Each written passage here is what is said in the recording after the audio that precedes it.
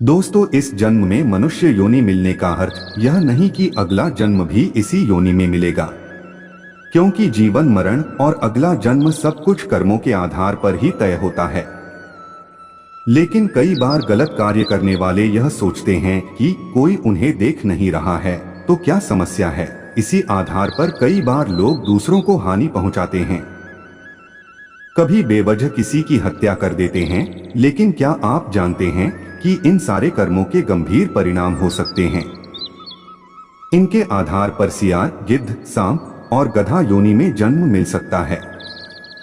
तो कर्म थ्योरी के आधार पर कौन से कर्म से कौन सी योनि मिल सकती है, आइए जानते हैं आज की इस प्रस्तुति में। नमस्कार दोस्तों, आप सभी दर्शकों का स्वागत है हमारे YouTube चैनल ज्ञान गंगा में। अगर आप भी श्री कृष्ण के परम भक्त हैं तो हमारे चैनल को सब्सक्राइब कर दें।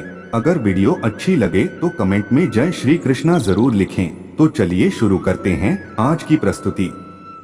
दोस्तों, पुराणों के अनुसार जो भी व्यक्ति पराई स्त्री को छेड़ता है, उसके साथ दुर्व्यवहार करता है, उसे भयानक नरक भोगना पड़ता है। इसलिए हर स्त्री का आदर करना चाहिए, कभी भी किसी भी स्त्री को परेशान नहीं करना चाहिए, अन्यथा ऐसा करने वाले सबसे पहले भेड़िए के रूप में जन्म लेते हैं। इसके बाद वह कुत्ता बनते हैं, फिर सिन्यार, गिद्ध, सांप, कौवा और बगुला बनते हैं। इन सभी योनियों में जन्म लेने के बाद उसे मनुष्य योनि में जन्म मिलता है।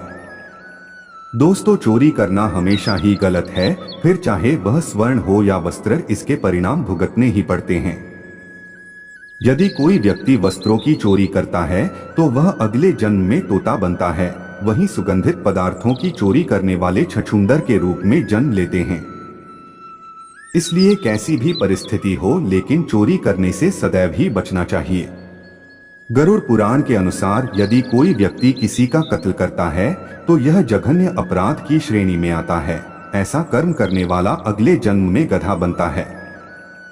लेकिन यदि वह जिस शस्त्र से हत्या करता है उसी से उसकी भी हत्या हो जाए तो उसे मृग योनि मिलती है।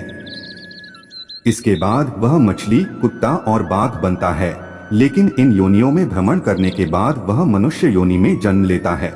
इसलिए जो व्यक्ति सदैव दूसरों की मदद करता है, पशु पक्षी और अन्य जीवों पर दया करता है, जरूरतमंदों की मदद करता है और निस्वार्थ भावना से संचित धन का उपयोग धार्मिक कार्यों में करता है, तो ऐसे व्यक्ति अगले जन्म में मनुष्य योनि में ही जन्म लेते हैं।